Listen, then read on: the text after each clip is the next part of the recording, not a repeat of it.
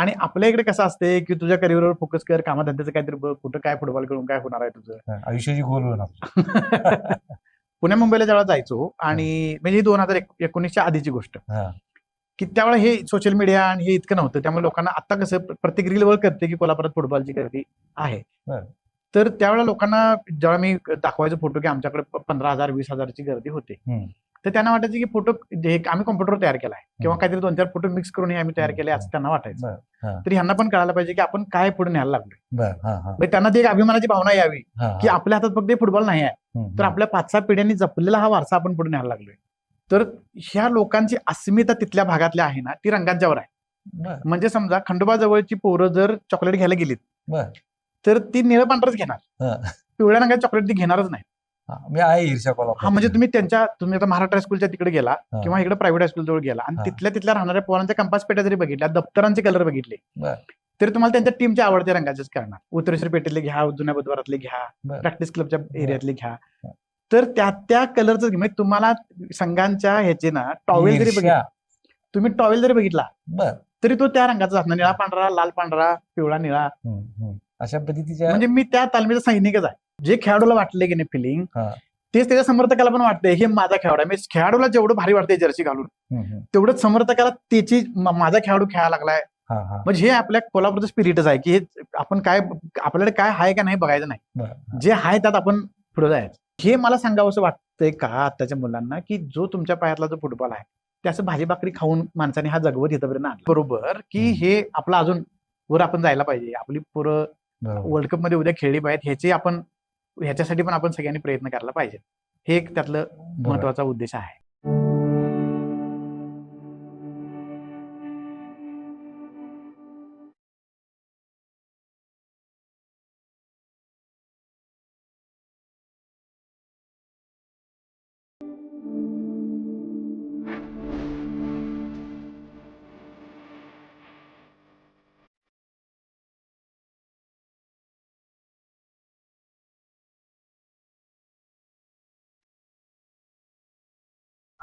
नमस्कार, सकलम मध्ये आपलं स्वागत आहे.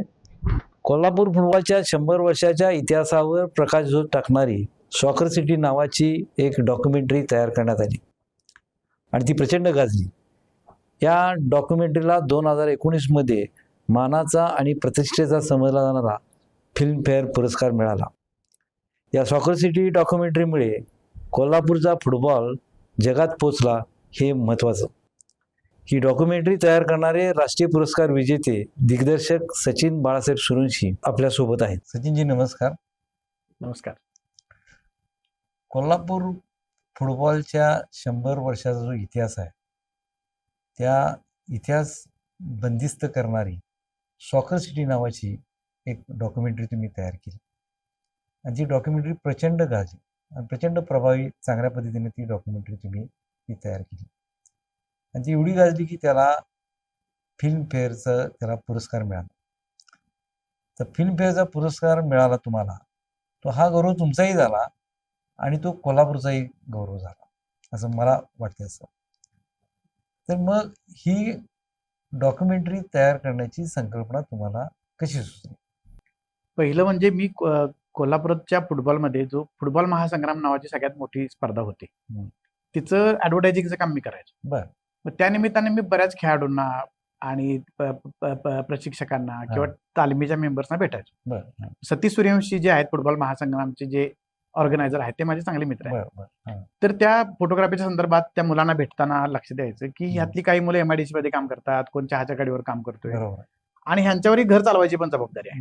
म्हणजे 7-8 मध्ये किंवा 10,000 मध्ये काम करायचं, ते घर चालवायचं आणि परत संध्याकाळी तालमीसाठी प्रॅक्टिस करायचं आणि फुटबॉल मॅच पण खेळायची. आणि मग त्याच्यासाठी रजा काढताना तिथल्या माणसांची त्या गाया करायची आणि समांतर लेवलला युरोप मधल्या कुठल्या तरी देशातलं असंच खेळणारी मुलांना इकडे फुटबॉल खेळायची दुर्दम्य इच्छाशक्ती आणि इकडे घर चालवायचं कौटुंबिक जबाबदारी आहे. कौटुंबिक जबाबदाऱ्यांची पण जबाबदारी त्याच वयात आणि शिक्षणाचं पण काहीतरी करायचं आहे. बरोबर. आणि समांतर लेवलला जेव्हा युरोप किंवा अशा देशांमध्ये तिथल्या खेळाडूला ही समस्या नाही आहे, त्याला तिथले क्लब इतके पैसे देत आहेत की त्याला आयुष्याची चिंता राहत नाही. बरोबर. आणि मग मला असं वाटायचं की हे जरा तिची सगळी जबाबदारी असते. त्यामुळे त्याच्या घरचे पण काय म्हणत नाहीत, की हम्म. त्याच्या घरचे म्हणतात की तू फुटबॉल खेळ. बरोबर आणि आपल्या इकडे कसं असते की तुझ्या करिअरवर फोकस कर, कामाधंद्याचं काहीतरी बघ, कुठं काय फुटबॉल खेळून काय होणार आहे तुझं. आयुष्याची गोल होणार. असं असं ते होतं. आणि मग मी पुण्या मुंबईला जेव्हा जायचो, आणि म्हणजे ही 2019च्या आधीची गोष्ट, हा की त्यावेळेला हे सोशल मीडिया आणि हे इतकं नव्हतं. त्यामुळे लोकांना आता कसं प्रत्येक रीलवर करते की कोल्हापुरात फुटबॉलची गर्दी आहे. बरं. तर त्यावेळेला लोकांना जेव्हा मी दाखवायचो फोटो की आमच्याकडे 15,000 20,000ची गर्दी होते, हम्म. तर त्यांना वाटायचं की फोटो आम्ही कॉम्प्युटरवर तयार केलाय किंवा काहीतरी 2-4 फोटो मिक्स करून हे आम्ही तयार केले असं त्यांना वाटायचं. बरं. म्हणजे कोल्हापुरात पर्यटक आले, तिथं हा. पार्किंग करतात शाहू स्टेडियमच्या बाजूला, बरोबर आणि त्यांना पलीकडे माहितीच नाही की इथं 15,000 माणसं फुटबॉलसाठी हा, जमलेत किंवा हा. जमतात. हा. तर मग असं वाटायला लागलं की हे कुठेतरी ह्याचं डॉक्युमेंटेशन व्हायला पाहिजे. आणि हम्म. मूळ जो उद्देश जो सुरू झाला ना, की ही जी पोरं आहेत हा, हा. त्यांना कुठल्या तरी कंपनीनं किंवा सरकारी काहीतरी फंडिंग ह्यांना मिळावं, जेणेकरून ह्यांना खेळता येईल. बर बर बर मग असं लक्षात आलं की इथं भांडणं पण होतात, हा. मग काही ईर्षेच्या गोष्टी होतात. तर मग असं लक्षात आलं की ह्या मुलांना हे पण कळायला पाहिजे की या फुटबॉलला एक मोठा वारसा आहे, बरोबर आणि तो कसा फुटबॉल आलाय तुमच्या पायातला, आणि तो बरोबर. तुम्ही कसा जपला पाहिजे. हा. ती एक भरपूर पिढ्यांनी याचं फार जपून तुमच्यापर्यंत ते आणून दिलेलं आहे. बरोबर आहे अगदी. तर ते चांगल्या प्रकारे तुम्ही पुढे न्यायला पाहिजे. ही 4-5 ही अशी चालेल. हा. मागच्या सगळ्या पिढ्यांनी हा मोठा एक वारसा तुम्हाला दिलाय. जपत आणलाय आणि तो तुम्हाला दिलेला आणि तो त्यांनी पण ज्या पद्धतीने जपलेला होता ना, ती ह्यांना माहिती नाही आहे. तर मला वाटलं की हे ह्यांना कळायला पाहिजे. मग ह्यातनं ही सुरुवात झाली हा. की फंडिंग मिळावं ह्या पोरांना. बरं. आणि मग नंतर असं वाटलं की मग ह्यांना हे फंडिंग जरी मिळालं हा. तरी ह्यांना पण कळायला पाहिजे की आपण काय पुढे न्यायला लागलोय. बर हा हा म्हणजे त्यांना ती एक अभिमानाची भावना यावी हा की आपल्या हातात फक्त फुटबॉल नाही आहे, हम्म, तर आपल्या 5-6 पिढ्यांनी जपलेला हा वारसा आपण पुढे न्यायला लागलोय. हम्म, ह्याचं एक फिलिंग भारी आहे ना, हम्म, ते पण त्यांना मिळावं आणि घरच्यांना पण वाटावं की आपली पोरं नुसतीच खेळत नाहीत, हा. तर ते आपल्या पूर्वजांचं काहीतरी जपायला लागले. म्हणजे हे डॉक्युमेंटरी सुरू करताना तुम्हाला म्हणजे असं वाटलं की बाबा या लोकांना या डॉक्युमेंटरी मधनं काहीतरी प्रेरणा मिळावी आणि आपण आपला वारसा लोकांनी जपलेला आहे, अशा पद्धतीच्या ह्याच्यातनं तुम्हाला ही संकल्पना सुचली. म्हणजे काय होते की माझ्या शहरातली काहीतरी भारी गोष्ट आहे हम्म, आणि ती अभिमानाने सांगावी अशी आहे, हम्म, आणि ती बाहेर पण माहिती नाही, बर आणि आमच्या पेट्या सोडल्या तर पेटातल्या बाहेरच्या माणसांना पण माहिती नाही. हा हा हा म्हणजे हे काय आहे हा हा हे महत्वाचं होतं की माझ्या शहरात भारी काहीतरी आहे आणि आपण सांगायला पाहिजे. हम्म, हम्म. त्यातनं ते आलं. तुम्ही जी सॉकर सिटी जी काय डॉक्युमेंटरी केली आहे, तो तुम्ही 100 वर्षाचा इतिहास तुम्ही 24 मिनिटात तो बंदिस्त केलेला आहे. कौतुक आहे, चांगली गोष्ट आहे. पण मला त्या फिल्म बघताना मला 1-2 गोष्टी जाणवल्या. त्या फिल्ममध्ये तुम्ही ती फिल्म ब्लॅक अँड व्हाईट तुम्ही ती तयार केली आहे, आणि ती ब्लॅक अँड व्हाईटमध्ये तयार करण्याचं कारण काय? आणि दुसरी गोष्ट अशी आहे की एवढे सगळे जुने संदर्भ गोळा करताना 100 वर्षाच्या मागे तुम्ही गेलेले आहात, काही लोकांची तुम्ही मुलाखती घेतलेल्या आहेत, जुन्या ज्यांची वय आता 80, 85, 90 वर्षाची वय असणारी लोक त्यामध्ये आहात, आणि मग हे सगळे संदर्भ करताना तुम्हाला कसा वेगळा अनुभव आला काय की तो अनुभव तुमच्या लक्षात राहावा? मुळात काय होते की ही डॉक्युमेंटरी शॉर्ट ठेवण्यामागचं कारण काय आहे की डॉक्युमेंटरी म्हणलं की एक रटाळ काहीतरी असणार आणि मग ते बघायलाच नको. म्हणजे किती तुम्ही महत्वाचा मुद्दा मांडला तर लोकांची एक धारणा आहे की डॉक्युमेंटरी म्हणजे रटाळ असते. बरं. मग मला तो रटाळपणा नको होता. हा. मग मला असं पटपट पटपट जसा खेळ पटापट संपतोय हा. तसंच ते संपावं आणि लोकांनी एक बाबा थोड्या वेळेतच चांगला अनुभव घेतला असं ते मला पाहिजे होतं, त्यामुळे ते 24 मिनिटात संपवलं. बरोबर आहे. मग आता कसं आहे, तुम्ही आता समजा आता खंडोबा तालीम आहे, त्यांचा रंग आहे निळा पांढरा आणि पाटाकडील तालीमचा आहे पिवळा निळा. तर ह्या लोकांची अस्मिता तिथल्या भागातल्या आहे ना ती रंगांच्यावर आहे. बरं. म्हणजे समजा खंडोबा जवळची पोरं जर चॉकलेट घ्यायला गेलीत बरं. तर ती निळं पांढरच घेणार, हा. पिवळ्या रंगाची चॉकलेट ती घेणारच नाही. मी आहे ईर्ष्या हा, म्हणजे तुम्ही आता महाराष्ट्र हायस्कूलच्या तिकडे गेला हा. किंवा इकडे प्रायव्हेट हायस्कूल जवळ गेला आणि हा. तिथल्या राहणाऱ्या पोरांच्या कंपास पेट्या जरी बघितल्या, दप्तरांचे कलर बघितले, बरं. तरी तुम्हाला त्यांच्या टीमच्या आवडत्या रंगाचेच करणार. उत्तरेश्वर पेठेतले घ्या, जुन्या बुधवारातले घ्या, बरं. प्रॅक्टिस क्लबच्या एरियातले घ्या, बरं. तर त्या कलरच म्हणजे तुम्हाला संघांच्या ह्याचे ना टॉवेल जरी बघितला, तुम्ही टॉवेल जरी बघितला बर तरी तो त्या रंगाचा असणार, निळा पांढरा, लाल पांढरा, पिवळा निळा, ह्यातच ते तुम्हाला मिळणार. म्हणजे हे इतकी यांच्यात अस्मिता आहे, ह्यांची रक्त पण त्या रंगाची आहेत असं म्हटलं तरी म्हणजे जरा अतिशयोक्ती होणार नाही. एवढं म्हणजे तुम्हाला कबच्या पडदे घरातले डेकोरेशन म्हणजे तुळशी कट्ट्याला सुद्धा ह्या माणसांनी आपल्या टीमचे रंग दिलेले आहेत. म्हणजे देवाच्याच लेवलला यांना संघ आहे. ही तालीम मंडळ आणि फुटबॉल संघाचा जो रंग आहे, आता आम्ही काही गाड्या बघतोय, काही गाड्याबरोबर शिवाई पेठ आहे, खंडोबा आहे, पाटाकडील आहे, दिलबार आहे, बरोबर. गाड्यांच्या मागे सुद्धा त्या माझी आयडेंटिटी आहे. हा, म्हणजे मी शिवाई पेठेतला आहे, बरोबर, खंडोबा धर्मीतला आहे, मी दिलबार याच्याकडचा आहे. बरोबर. अशा पद्धतीच्या म्हणजे मी त्या तालमीचा सैनिकच आहे. हा. मग हे सैनिक जे असतात ना, त्यांचं कसं असते, दुश्मन म्हणून बघतात समोरच्या जे खेळाडू आहेत हा. त्यांना ते दुश्मन म्हणूनच बघतात. मग आम्हाला जी डॉक्युमेंटरी मला जी करायची होती, ते मला काय पाहिजे होतं, तुम्ही याला खेळाडू म्हणून बघा, तुम्ही हा तुमच्या विरोधी संघाचा खेळाडू म्हणून बघू नका. मग आता समजा मी पीटीएमचा खेळाडू खेळताना दाखवतो, त्याच्या अंगावर पिवळी निळी जर्सी दिसणार, शिवाजीचा दाखवतो त्याच्या अंगावर तिरंगा दिसणार, खंडोबाचा दाखवतो निळा पांढरा दिसणार, दिलबहारचा निळा पांढरा दिसणार. मग जो माणूस मला काय दाखवायचा आहे की हे आमचं कोल्हापूरचं आहे म्हणून बघूया आपण, पण मग आमच्या कोल्हापुरात असं आहे ना, माझी पेठेची अस्मिता आहे, माझ्या तालमीची अस्मिता आहे, मग मी ते सोडत नाही आहे. मग जर माझ्या डोक्यात काय आलं की जर रंगच दिसला नाही तर त्याला खेळाडू म्हणून बघतील. सुंदर कल्पना आहे. म्हणजे मला काय वाटलं तुम्ही फ्लॅशबॅक मध्ये दाखवताय आणि पाठीमागची सगळी इतिहास, म्हणजे हे चांगली तुमची कल्पना. म्हणजे ही जी दुश्मनी न बघता हे आमची पोरं म्हणून बघा, कोल्हापूरची पोरं म्हणून बघूया आपण, की आमच्या शहरातली खेळाडू आहेत सगळे, म्हणून ते ब्लॅक व्हाईट मध्ये केलंय. कारण त्या एखाद्या संघाचा, मी एक फुटबॉल खेळाडू म्हणून सांगतो, एखाद्या संघाची जर्सी अंगावर गेल्यानंतर एक ऍटिट्यूड तयार होते की माझ्या अंगावर या रंगाची जर्सी आहे, माझ्या अंगावर अमुक माझ्या संघाचा ड्रेस आहे, आणि त्यामुळे एक वेगळा फील त्या खेळाडूमध्ये, त्यातला जागा होते. बरोबर. मग आता हे तुम्हाला खेळाडू म्हणून जसं वाटतंय ना, तसं एक प्रेक्षकांना समर्थक म्हणून सुद्धा त्याला आपल्या रंगाचे जे खेळाडूला वाटले की नाही फिलिंग, तेच त्याच्या समर्थकाला पण वाटतंय हे माझा खेळाडू आहे. म्हणजे खेळाडूला जेवढं भारी वाटतंय जर्सी घालून, तेवढंच समर्थकाला त्याची माझा खेळाडू खेळायला लागलाय किंवा माझी तालीम जिंकली किंवा माझी तालीम लढायला बघाल, ते त्याला स्फुरण तेवढंच येते. म्हणजे मला दोन गोष्टी कळाल्या. या फुटबॉलची ईर्ष्या कोल्हापुराच्या म्हणजे त्या जर्सीच्या कलरवरनं ते कंपास बॉक्स पेटायच्या चॉकलेट घेण्यापर्यंत ते रंग, घरातले पडदे अंतरून पांघरून सगळं त्या लेवलचा आहे फुटबॉल धर्म. आणि आपण हे कोल्हापुरात राहत असल्यामुळे आपल्याला आपण पाहतोय, ते बघतोय, तुम्ही स्वतः खेळाडूच आहे. त्यामुळे आपण बघतोय सगळी आहे. त्यामुळे ब्लॅक व्हाईटचा त्यामागचा अर्थ कळाला मला, या तुम्ही जे काय डॉक्युमेंटरीमध्ये काय घेतलंय. दुसरा विषय असा आहे की तुम्ही मगाशी मी विचारलं की त्यातला काय अनुभव काय असा आला, म्हणजे आता ही डॉक्युमेंटरी करताना बऱ्याच माणसांच्या बरोबर संपर्क साधून मग असं आमचं ठरलं की जुन्या काळात जे पहिल्यांदा खेळले, आता समजा प्रॅक्टिस क्लब सुरू झाला, शिवाजी सुरू झाला, पाटाकडील तालीम सुरू झाली, तर त्यावेळेचे जे कोण खेळाडू असतील आता जिवंत, तर आपण त्यांना त्यांच्याच कलरची त्यावेळी त्यांनी जर्सी जी घातली ती आपण शिवूया आणि त्यांचा एकत्र फोटो काढूया आणि तो आपण वापरूया. तर मग त्यावेळेला ज्यावेळेला ही लोकांनी सुरुवात केली फुटबॉल खेळायची, किंवा ज्यावेळेला असं कळलं की बाबा ह्या टीमला एक वेगळा आपला एक रंग पाहिजे, तर आता सारखं टी शर्ट सारखं कापड नव्हतं त्यावेळेला, तर आपलं कॉटनचंच कापड, मग ते डाय करून आणि ते शर्ट शिवायचे आणि ते शर्ट घालायचे. तर आम्ही मग प्रत्येक टीमचा त्यावेळेचा तो शर्ट शिवला आणि मग आम्ही ते काय केलं, त्या सगळ्यांचा एक एकत्र घेऊन फोटो काढला. तर त्यावेळेची माणसं जी आहेत ती काही लोकांना चालतात, त्यावेळेच नवीन हे सगळं ती माणसं शोधलीच सगळी आणि त्या क्लबची, आणि त्यांना सांगितलं असं आहे. तर त्यांना एवढा उत्साह, म्हणजे त्यातले एक तर आहेत ते 90 वर्षाचे 100 वर्षाचे अशी माणसं आहेत ज्यांना चालता येत नाही आहे आता, आणि त्यांच्या मापानं जर्सी शिवल्या आणि जर्सी घातल्यानंतर ती माणसं चाललेली आहेत. आपण 18-19 वर्षाचं म्हणजे घरातल्या माणसं धरून उठून उभारायला लागते. त्यालाच फुटबॉल आणि फुटबॉलची ताकद म्हणते. स्पिरिट म्हणजे त्या माणसाने काय ते जगलंय ते कळलं आम्हाला त्यावेळेला.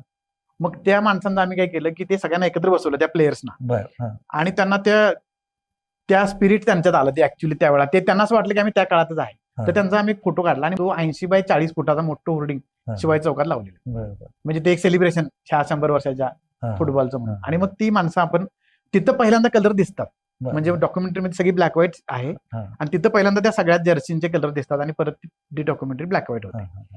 तर हे जे जपणं आहे, अस्मिता ही एवढ्या लेवलला रुजलेली आहे कोल्हापुरात की खेळाडू म्हणून बघावं म्हणून ते आपण ब्लॅक व्हाईट केलं. आणि हे जे जुने खेळाडू आहेत ज्यांना चालता येत नव्हते त्यांनी त्या रंगाची जर्सी घातल्यानंतर ते, आणि त्यात असं आहे की जी माणसं बेअरफूट खेळल्यात, म्हणजे पूर्वी माणसं कसं ह्यांना माहितीच नव्हतं आमच्या. मला त्याकडे मी येणारच आहे, कारण त्या डॉक्युमेंटरीमध्ये काही खेळाडू सांगतात म्हणजे आम्ही सुद्धा खेळलो पुढे, पण ते ज्यावेळी म्हणाले की फुटबॉल हा खेळ बूट घालून खेळतात, हे कोल्हापूरच्या लोकांना त्यावेळेच्या म्हणजे यांना हे माहित नव्हतं. बरोबर. म्हणजे हा फार मोठा चांगला मुद्दा तुम्ही उचलला. बरोबर. तो जो फोटो आहे ना त्यात पण ज्या माणसाने बूट घातलेले नाही आहेत ते म्हणजे अनवाणी खेळलेले आहेत ती लोक, पायात त्या अँकलेट वगैरे घालायची त्यावेळी. मग आता आपण तो जो फोटो काढला त्या काळातल्या माझे वडील फुटबॉल खेळायचे का आम्हाला ते सांगायचे, पायात त्या अँकलेट घालून ते खेळायचे. बरोबर. आणि अँकलेटच्या आधी तर अनवाणीच खेळायचे, आणि ते ग्राउंड पण आपल्यासारखे अशी काय सप्पई केले त्याच्यावर रोड फिरवलं असलं काय नाही. तर पहिली ही लोक काय करायची, चिंध्या गोळा करायच्या आणि त्या बांधायच्या कापडाच्या बरं. आणि लाथाडायला काहीतरी झालं म्हणजे झालं गोल, अशा याच्यातून ती खेळायची बरं. एकदम सुरुवातीला. हा, हा. आणि मग यांना माहित पण नव्हतं ग्राउंडचं माप किती पाहिजे, गोलपोस्ट किती उंचीचा पाहिजे. हा. तर जी प्रवासी लोक असतात हा, हा. त्यांच्याकडनं ह्यांना माहिती मिळायची. कोणतरी ह्यांना खेळताना सांगायचं की अरे असं नसं असं नसं असते, असं असते, असं नाही, असं करायचं असते.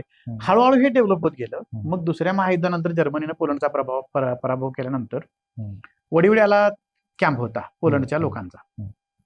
तर त्यांची एक टीम होती आणि ते फुटबॉल खेळायचे. नाही, मला एक उल्लेख करावा लागेल. छत्रपती राजाराम महाराज आहे, म्हणजे राजश्री शाहू महाराजांचे चिरंजीव. त्याचं योगदान या फुटबॉलच्या याच्यामध्ये आहे किंवा कोल्हापुरामध्ये फुटबॉल सुरू करण्यामध्ये, या इथल्या खेळाडूंना प्रोत्साहन देण्यामध्ये, हे सगळं हा एक उल्लेख त्यामध्ये म्हणजे तो एक महत्वाचा त्यातला पार्ट आहे या सगळ्या कोल्हापूरच्या फुटबॉलच्या एकूण इतिहासामध्ये. बरोबर.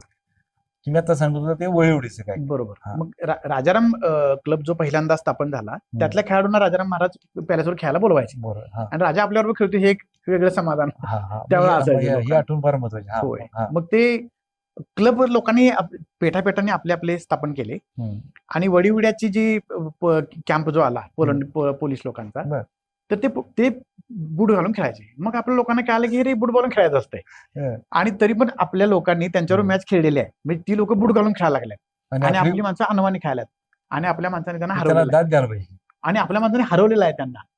म्हणजे त्यांना कसं आहे, सगळं नियम माहिती आहे, ती प्रॅक्टिस मधले बूट घालून खेळतात. आणि आपली म्हणजे आता आपण साधा अनवाणी जरी नुसतं चालवायचं म्हटलं तरी अंगठा फुटू शकतोय.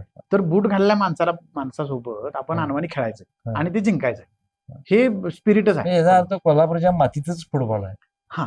आणि ते पोलंडचे खेळाडू बूट घालून खेळतायत, तुम्ही बूट खेळताय, म्हणजे त्यांनी काय म्हणजे यांच्या डोक्यातच नाही बूट आहे का नाही पायात, मला फक्त जिंकायचं आहे. म्हणजे हे आपल्या कोल्हापूरचं स्पिरिटच आहे की हे आपण काय, आपल्याकडे काय आहे का नाही बघायचं नाही, जे आहे त्यात आपण पुढे जायचं. म्हणजे अगदी बाबुराव पेंटर असतील किंवा इथं मोठे मोठे कलाकार घडले किंवा अगदी उद्यमनगरात हेलिकॉप्टरचे पार्ट तयार होतात.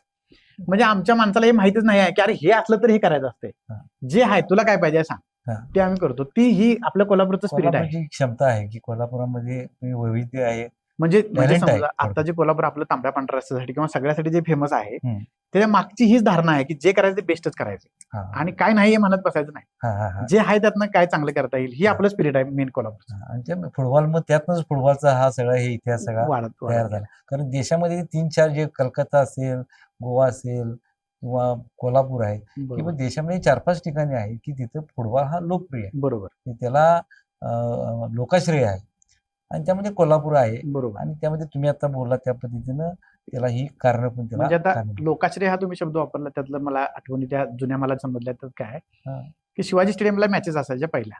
बरोबर. आणि अख्खं म्हणजे जिकडनं माणसं मिळतील तिकडे शिवाजीपेठ मंगळवारपेठ लहानपणी जाऊ. होय. ती सगळं तिकडे असायचं आणि अख्खं सगळ्या इकडचं पेठा ऊस पडलेल्या असायच्या आणि गलीतल्या बायका किंवा म्हातारी माणसं वाट बघत बसायची की कोण तिकडे येते काय. बरोबर. आणि मला काय माहिती मिळते का त्याची, काय झालं मॅचचं काय, म्हणजे त्यावेळेला रेडिओ वगैरे काय नव्हतं त्यावेळेला.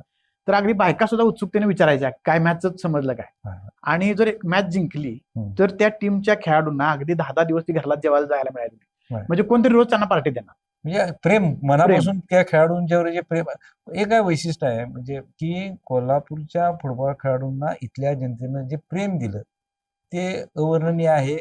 आणि खरेच जे खेळाडूंनी नशीबवान की त्यांना असले कोल्हापूरचे प्रेक्षक मिळाले, म्हणजे नमूद करावं. बरोबर. आणि अगदी एखादी मॅच हरली तर कोणतरी घरात वारलंय की काय, ह्या लेवलचा त्या पेठेंच्या ह्याच्या सन्नाटा तुम्ही पण अनुभवलेला आहे. म्हणजे खरोखरच कोणतरी वारलंय ह्या लेवलचा सन्नाटा असायचा. आणि जिंकलं की मात्र पूर्ण दिवाळी असल्यासारखंच, काय खांद्यावर मिरवणूक, याच्यावर मिरवणूक, बरंचसं काय काय चालायचं. मग काय मिसळपाव खावा, मटणाची जेवण जेवा, या सगळ्या गोष्टी कौतुक वगैरे असायचं. हे सगळं म्हणजे अगदी 8-8 दिवस ते चालत राहायचं. दुसरा एक उल्लेख त्या डॉक्युमेंटरीमध्ये आहे, म्हणजे त्यात तुम्ही दाखवलेला आहे 1936ला जे 10 RTC नावाची ब्रिटिश पलटण आलेली. आणि आता बघा स्वातंत्र्य चळवळीचं एका बाजूने सुरू आहे आणि इंग्रज आहेत. म्हणजे आता सुद्धा एखाद्या पोलिसाला पत्ता विचार असला तरी आता सुद्धा सर्वसामान्य माणूस काय करतोय विचारू का नको, एवढं दडपण. त्यावेळेला तर इंग्रज म्हणजे आपल्यावर अन्यायच करतात ह्या लेवलची भावना त्यावेळेस होती आणि त्यांची पलटण निघाले. तर आमच्या कोल्हापूरची माणसं जाऊन विचारतात त्यांना की तुम्ही आमच्यावर फुटबॉल सामना खेळणार का, मॅच खेळणार काय? मॅच खेळणार का, हा, आणि मग ते ते- तयार झाले. ते एक प्रकारचे चॅलेंज चॅलेंजेस म्हणजे ही कोल्हापूरचे वैशिष्ट्य आहे. हा म्हणजे तू कोण आहेस काय आहेस ते तू अशील नंतर तू, असशील तू, तुझं तुझ्या माझं घरात. स्वातंत्र्य असेल, तू ब्रिटिश असेल, काय असेल, तू मॅच खेळणार काय? हा, आणि त्यांनी विचारलं आणि हा. ती त्यांनी पण म्हटलीत खेळूया. हा. आणि ती मॅच हा. जी झाली ना त्यात आपल्या माणसाने त्यांना बऱ्यापैकी टशनच दिलेली. हा. आणि असं होतं की प्रेक्षक समजा आपले म्हणजे कोल्हापूर माणसांचा दिलदारपणा बघा, आपली टीम खेळायला लागल्या हम्म. पण पलीकडचा जो गोलरक्षक होता हम्म. तो भारी खेळायचा. हम्म. हम्म. तर आमची माणसं तिचं जोरदार कौतुक करायची की बर. खेळ म्हणून बघायचे त्याच्याकडे. हा. आणि तो सामना 1-1 बरोबरीत रोखला. स्पोर्ट्स म्हणजे स्पोर्ट्समनशिप हा. स्पिरिट ते जे होतं ते ना हम्म. की बाबा आमची माणसं आहेत म्हणून फक्त आमचंच कौतुक नाही, हम्म. तर तो सामना सुद्धा आमच्या माणसाने 1-1 गोल म्हणजे बरोबरीत सुटला. हम्म. आणि त्या गोलकीपरचं आमच्या प्रेक्षकांनी कोल्हापूरच्या अगदी हम्म. दिलदारपणे त्याचं कौतुक केलेलं आहे. हम्म. मग हे जे महत्वाचं आहे की कोल्हापुरी माणसाचा दिलदारपणा जो आहे ना हम्म. तो अशा छोट्या छोट्या गोष्टीतनं कळतो. हम्म. ह्याच्या बरोबरची मला एक गोष्ट काय चालेल. वाटते की हम्म. इथली जी माणसं आहेत की कोल्हापुरातनं सांगलीला जायची, मिरजेला जायची बरं. मॅच खेळायला, हा. हा. आणि मॅच जर जिंकलीत तर त्यांना तिथं राहायला लागायचं. हम्म. तर त्यांच्यातला एक माणूस रेल्वेनं परत यायचा, प्रत्येकाच्या घरला जायचा, त्यांची काय असेल ती भाजी भाकरी सगळ्यांची गोळा करायचा, आणि तो दुसऱ्या दिवशी सकाळी ते त्यांना घेऊन जायचा मिरजेला. हम्म. तर ते खायचे, भाजी भाकरी खायची रात्रीची, हम्म. आणि मॅच खेळायची. बरं. जिंकलीत तर परत माणूस परत येणार, परत भाजी भाकरी सगळी गोळा करणार आणि हा. ती घेऊन जाणार. हा. मग हे मला सांगावं असं वाटतंय का आताच्या मुलांना की जो तुमच्या पायातला जो फुटबॉल आहे ते असं भाजी भाकरी खाऊन माणसाने हा जगवत इथपर्यंत आणलाय. हा. हा. म्हणजे हे असंच अचानक काय तयार झालेलं नाही आहे, हम्म. म्हणजे कुणातरी स्पॉन्सरशिप मिळाली आणि आता अचानक तयार झालेलं नाही आहे. हम्म. तर हे भाजी भाकरी खाऊन परिस्थितीत म्हणजे काही लोकांनी उपाशी राहून, काही लोकांनी नोकऱ्या सोडलेल्या आहेत हे फुटबॉल. नोकऱ्या सोडल्याचं आम्हाला आठवते, अर्ध्या लिंबूवर आम्ही सामना खेळायचा. बरोबर. त्यावेळी लिमलेटच्या त्या गोळ्या त्या मिळायच्या, ती गोळी तोंडात टाकायची, ती लाळ तयार व्हायची, ते त्याला थंडावा तयार व्हायचा, आणि अर्धा लिंबू तसंच तिथंच ग्राउंडवर टाकायचा. असे सामने खेळावे. आता जे काय नवीन तुम्हाला एनर्जी ड्रिंक आहे, ग्लुकोज आहे, काय आहे, आता आहे म्हणजे त्या यांच्या नशिबानं आणि तंत्रज्ञान बदलले, फुटबॉल बदलला आहे, आणि हे पण बदल आवश्यक आहे. पण त्या काळामध्ये फुटबॉलमध्ये या गोष्टी त्यावेळी जे आणि 90 मिनिटं ती खेळायची अख्खी. बरोबर. म्हणजे आता जर समजा एखाद्या स्पर्धेचं बक्षीस 10 लाख रुपये असते आणि त्यावेळेला हाफ टाइमला लिंबू जरी मिळाला तरी खेळाडू म्हणजे ते लय मोठं बक्षीस. लय खुश असायचे. मॅच खेळायची तू. होय. म्हणजे हे आताच्या मुलांना माहिती पाहिजे की आपल्या पायात जो फुटबॉल आहे तो काय प्रवासातनं आलाय, म्हणून हे करायची इच्छा झाली. आणि दुसऱ्या गोष्ट म्हणजे प्रोत्साहन आपल्या खेळाडूच्या, आपल्या संघाला देण्यासाठी, भले तुमचे मोठे मोठे बाबा आता बक्षीस प्रचंड आहेत, मोठी मोठी बक्षीस आहेत, गोल्डन बूट असेल किंवा कार मिळतील, काय मिळतील, पण त्यावेळी काय व्हायचं की मुंडी गोल मारणाऱ्याला मुंडी बक्षीस, किंवा 21 रुपये बक्षीस, बरोबर. 50 रुपये बक्षीस, 10 रुपये सुद्धा द्यायचे. प्रश्न त्या रकमेचा किंवा त्या कशाचा काही दिलेल्या वस्तूचा नाही आहे, त्यामागं जी प्रेक्षकांची जी भावना होती ती भावना फार प्रामाणिक होती. बरोबर. आपला खेळाडू जिद्दीनं खेळावा, आणि जाहीर त्यावेळी ती अनाउन्समेंट त्या स्पीकरवरनं ती करायची. बरोबर. म्हणजे आता फुटबॉल बदललाय, पण त्यावेळी ही परिस्थिती ती म्हणजे होती. रांगडेपणा जो होता हा. तो आहेच, हा. फक्त त्याची माध्यमं बदललेली आहेत आता. हा, बरोबर आहे, बरोबर. आता ऐक, आपला एक शेवटचा एक प्रश्न. आता तुम्ही जी काही डॉक्युमेंटरी केली, त्याला फिल्मफेअर अवॉर्ड मिळाला, चांगलं कौतुक पण झालं, हे झालं, पण ह्या सगळ्या ह्या डॉक्युमेंटरीमधनं तुम्हाला मेसेज काय द्यायचा ह्या सगळ्याच्यातनं? मेसेज म्हणजे बघा आता ह्या डॉक्युमेंटरीतलं जर बघितलं तुम्ही की आपले जे पूर्वज होते त्यांनाच मला लेदरचाच फुटबॉल पाहिजे, मगच आम्हाला खेळता येईल, आम्हाला जरा सपाटाच ग्राउंड पाहिजे, मगच खेळता येईल. ह्यांना काय, ह्यांनी चिंध्या घ्या, बांधा, खेळा. म्हणजे मला जर एन्जॉयच करायचा आहे, मला जर आनंदच घ्यायचा आहे आणि त्याचा आनंद, त्या आनंदाचा समाजाला पण आनंद द्यायचा आहे, तर त्याच्यासाठी मला अमुक साधनच पाहिजे. मला अमुक असलं तरी मी तमुक करू शकतो, याच्यापेक्षा जे उपलब्ध आहे ते करूया आणि खेळूया. हे जे महत्वाची गोष्ट आहे ना ती खूप आपल्याला प्रेरणा देणारी आहे. आणि कोल्हापूरचं एक वैशिष्ट्य काय आहे, समजा आता तुम्ही काय पण करायला गेला तर तुम्हाला असं पैसेच नाही आहेत वगैरे अशी काही भानगड नसते इकडे. तुला काय पाहिजे आहे, चल तू करायला लागलायस नो कर. म्हणजे तुम्ही एखादी सामाजिक गोष्ट करायला लागलाय किंवा समाजाला उपयोगी पडणारी एखादी गोष्ट करायला लागलाय तुम्ही, तर ती माणसं स्वतःहूनच पुढे येतात. समजा आता ह्यातले फोटोग्राफ्स असतील आमच्या ह्याच्यातले, सतीश सूर्यवंशींनी आणि आम्ही सगळे मिळून त्या सगळ्या गोष्टी जमवल्या केल्या. पण आम्हाला असं कधी आलं नाही की हम्म. ह्याचं तुम्ही काय करणार आहे आणि मग आम्ही का देऊ, असलं कोल्हापुरात नसते. बरोबर. करायला लागलाय ना तर घ्या, हा, हा, हे एक कोल्हापूरचं वैशिष्ट्य आहे. हा, हा. तर आमचं म्हणणं हेच आहे की ही डॉक्युमेंटरी करण्यामागचा उद्देश हा होता की आपले जे प्लेयर आहेत, हम्म. जसा मेसी आहे, जसा रोनाल्डो आहे, तसंच आमच्या प्रत्येक तालमीतनं खेळणारी पोरं हम्म. ते आहेत. आपण त्यांचं हे असणं सेलिब्रेशन पण करतोय, बरोबर. पण त्या सेलिब्रेशन बरोबर की हे आपलं अजून वर आपण जायला पाहिजे, आपली पोरं बरोबर. वर्ल्ड कप मध्ये उद्या खेळली पाहिजेत, ह्याच्यासाठी पण आपण सगळ्यांनी प्रयत्न करायला पाहिजे. हे एक त्यातलं बरोबर. महत्वाचा उद्देश आहे. म्हणजे आता जो काय नवीन फुटबॉलमध्ये बदल झाले किंवा ह्या तुमच्या डॉक्युमेंटरीमधनं की या नव्या खेळाडूंनी किंवा पुढे भविष्यात होणाऱ्या खेळाडूंनी एक प्रेरणा घ्यावी की आपल्या 3-4 पिढ्यांनी मागं हा फुटबॉल कसा जपला, कसा पुढे नेला आणि तुम्ही देखील आंतरराष्ट्रीय पातळीवर जे खेळाडू जसे खेळतात त्या बरोबरीनं तुमचा खेळ कसा होईल या दृष्टीनं तुम्ही त्या दृष्टीनं तयार व्हावं असं तुम्हाला ह्या डॉक्युमेंटरीमधनं सुचवायचं आहे. बरोबर. माझ्याला आणि घरच्या लोकांना कळावं की हा फार मोठा वारसा कोल्हापूरला आहे. हे घरच्यांनी कळालं त्याला फुटबॉलसाठी त्याला घरच्यांनी सुद्धा प्रोत्साहन द्यावं. हा. त्यामुळं जे मला खात्री आहे की कोल्हापूरच्या फुटबॉलमध्ये ती क्षमता आहे. तुमचा मेसेज तो आता जो बोलला तो अत्यंत योग्य आणि उत्कृष्ट आहे आणि आपण जे काय कोल्हापूरच्या फुटबॉलच्या इतिहासाबद्दल काही जुन्या ज्या आठवणी सांगितल्या आणि आपण तुम्ही सकलमध्ये आला आणि आमच्याशी संवाद साधला. मी आपला आभारी आहे. धन्यवाद.